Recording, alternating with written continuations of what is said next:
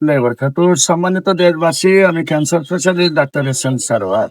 বিশেষ করে আপনাদেরকে বলবো যে আপনারা জানেন যে সারা ওয়ার্ল্ডের ডাক্তারদের বক্তব্য ক্যান্সার হলে আনসার নেই।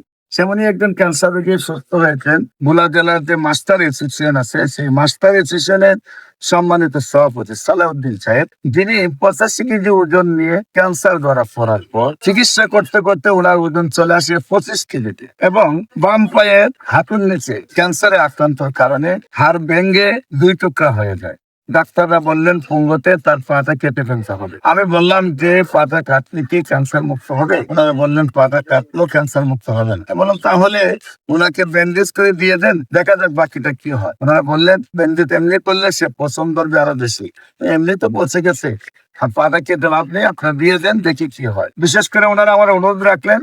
আমি cancer specialist doctor S M Sarwar Salauddin সাহেবের চিকিৎসা করলাম। আল্লাহর অশেষ রহমতে ওনার পা আবার জোড়া লাগলো, ক্যান্সার উনি মুক্ত হলো। বিশেষ করে এখন আবার উনি 85 কেজি ওজন হয়েছে, এবং উনি আগে যে অবস্থা ছিলেন তার চেয়ে বডি ফিটনেস এখন আরো দ্বিগুণ হয়েছে। সেই সালাউদ্দিন সাহেব ভোলা জেলার সবাই সুপরিচিত, ভোলা জেলার মাস্টার অ্যাসোসিয়েশনের সম্মানিত জেলা সভাপতি। তিনি আমাদের গণস্বাস্থ্য হোমিও পরিবারের সেবায়, যেখানে সারা বাংলাদেশের ডাক্তার, বাংলাদেশ, ইন্ডিয়া, সিঙ্গাপুর চিকিৎসা করে সুস্থ হন নাই, আল্লাহর অশেষ রহমতে আমাদের চিকিৎসায় সুন্দরভাবে সুস্থ হয়েছেন। বিশেষ করে আমরা বলে থাকি ক্যান্সার, কিডনি, থ্যালাসেমিয়া, এইডস, এই 5টি মরণ বিধি নয়, সম্পূর্ণরূপে সুস্থ হয়। গণস্বাস্থ্য হোমিও পরিবারের সেবায় তারা সুন্দরভাবে সুস্থ হয়েছেন। আপনাদের যে কোনো প্রয়োজনে স্ক্রিনে দেওয়া নম্বরে যোগাযোগ করার জন্য আহ্বান জানাচ্ছি। সবাইকে ধন্যবাদ। আসসালামু আলাইকুম ওয়া রাহমাতুল্লাহ।